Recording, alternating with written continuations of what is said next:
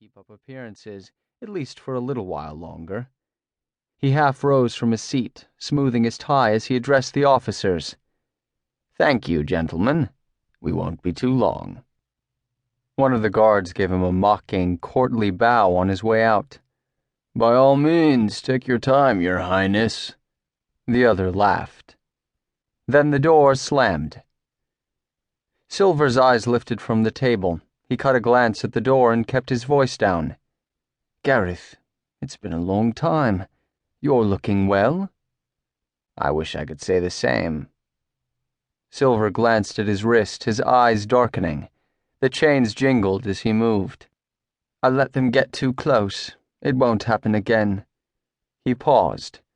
"I began to wonder whether they'd send someone." "Of course." Gareth smiled. "We would never leave one of our own sitting in a cell." "Do we have a plan?"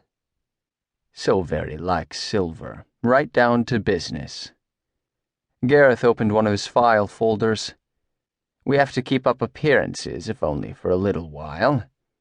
He tapped his pen against the table. "I thought maybe we could review what you know of your last assignment."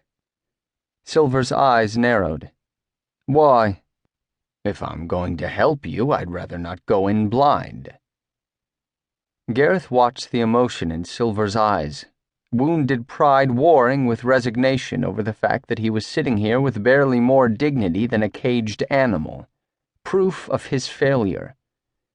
Gareth waited. He would not rub salt in the wound, but he wouldn't coddle the man either. Silver gritted his teeth. "I know that there are pure elementals in town, enough to form a full circle. Proven dangers." Gareth raised his eyebrows.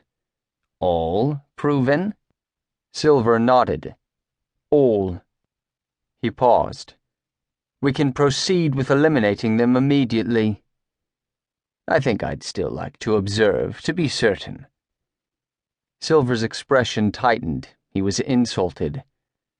Gareth didn't care. He would not destroy children based on hearsay. The guides had few rules, but this one separated them from the elementals who were driven by nothing but power. Observe first, then destroy. Silver cleared his throat. "There are numerous young elementals as well, though few have demonstrated the level of their power yet." He nodded at the papers in front of Gareth. "Show me what you have. I'll fill in your blanks." Gareth slid a piece of paper off the top of the stack. "Michael Merrick. Earth Elemental, 23, runs a landscaping business out of his garage. The legal guardian of his younger brothers. He's known in the community, but there are reports of his involvement with a young girl's death years ago." He paused.